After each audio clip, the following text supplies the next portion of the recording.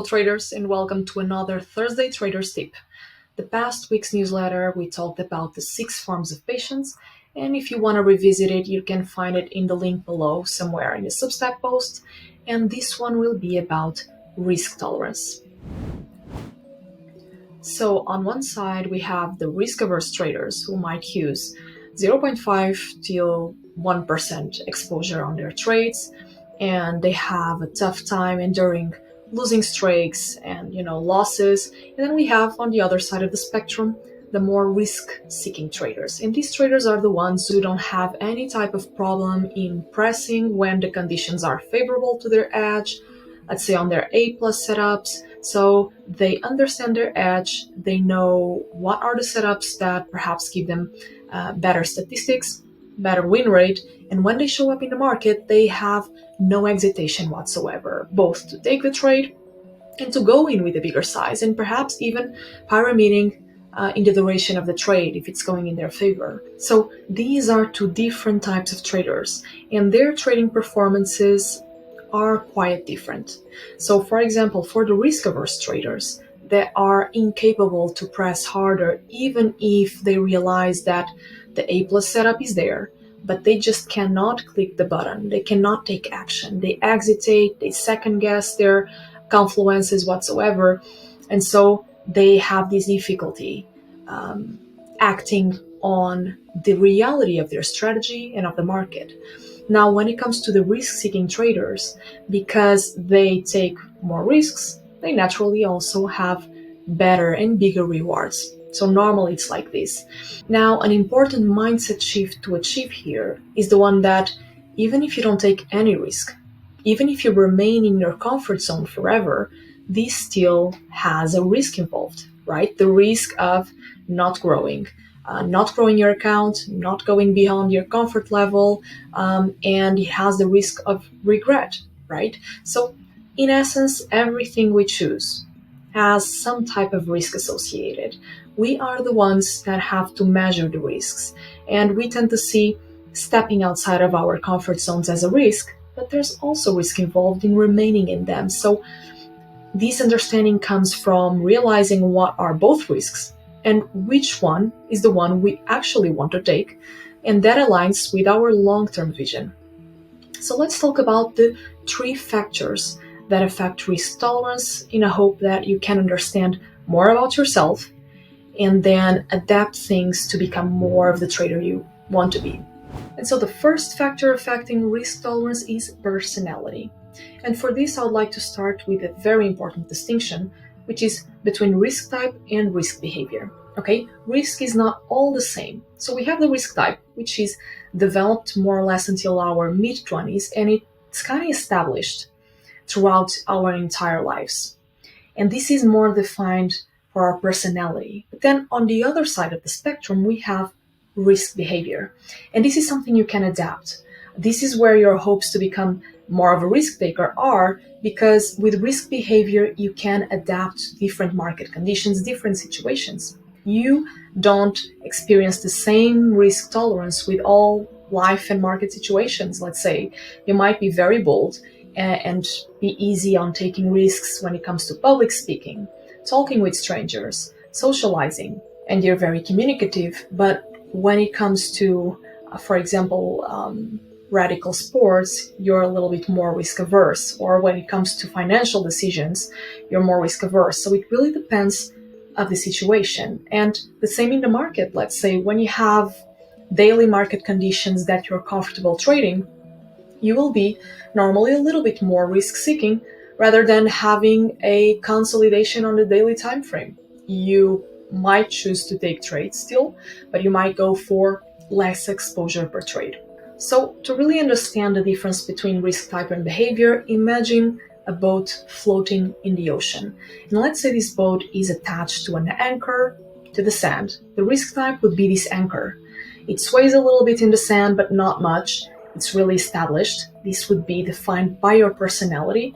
But then when it comes to the risk behavior, this would be the boat. So it floats around to a certain extent, defined by the anchor, right? But you can kind of steer the boat into your advantage depending on the situation. So this is the idea. In the market, there are situations that you're gonna want to be more risk averse, naturally. For example, going through a drawdown, tough market conditions. A good idea would be to cut your risk in half until you recover the loss back. And there are other situations where you naturally want to be more risk seeking. Let's say with your A plus setups, with favorable market conditions. For some traders, this can be high volatility, earnings days, who knows? Each trader has their own favorable conditions for their edge. The second factor affecting risk tolerance is experience. And this is an obvious one, right? The more experience we have in one task, hobby, activity, the more habituation we create and the more we integrate that activity in our comfort zones. So it's very normal that, for example, rock climbing is seen as a high risk for some people, but then for other people who don't practice the sport and never did, it looks like on the outside that rock climbers are crazy and they are super risk seeking. But in reality, the rock climber, all they are doing is mitigating the risks by their skill set, by gaining experience, by throughout preparation before climbing that rock. So this skill set and their preparation allows them to better manage the risks. So it's not they are really risk seeking. The difference is that they have integrated that activity in their comfort zones and they are more comfortable with the activity and taking risks and pushing themselves. And on the other side, might be that because it's a passion, they really love rock climbing, it also becomes easier to be inclined to taking risks in something you love. It takes less energy and less metabolic energy. For example, you're a trader and you might have people in your family who think that you are a crazy risk-seeking person, you are completely crazy because you're gambling, but what they don't really know is the ability to manage risks that trading entails. And so on the outside, they perceive it as a very risk-seeking activity, when in fact, all we are doing is managing the risks effectively and mitigating them. And the more experience we gain, the more comfortable we become to taking those risks. So for example, sizing more on a trade, or starting to learn a new market, or holding the trades for longer, or pyramiding in the trades. Now we have the third factor affecting risk tolerance, and that is context.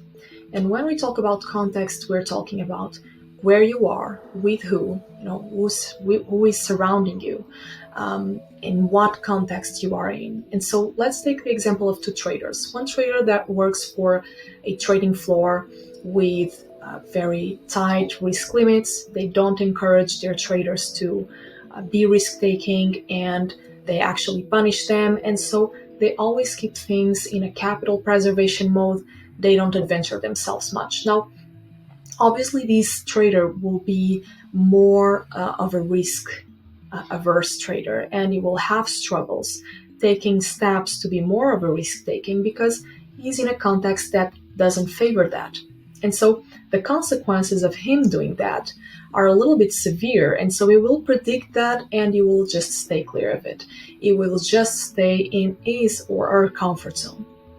Now, we have the trader that works for a firm with wider risk limits, and they really encourage their traders to be more risk-taking and experiment and, having fun with their trading, trying out new things.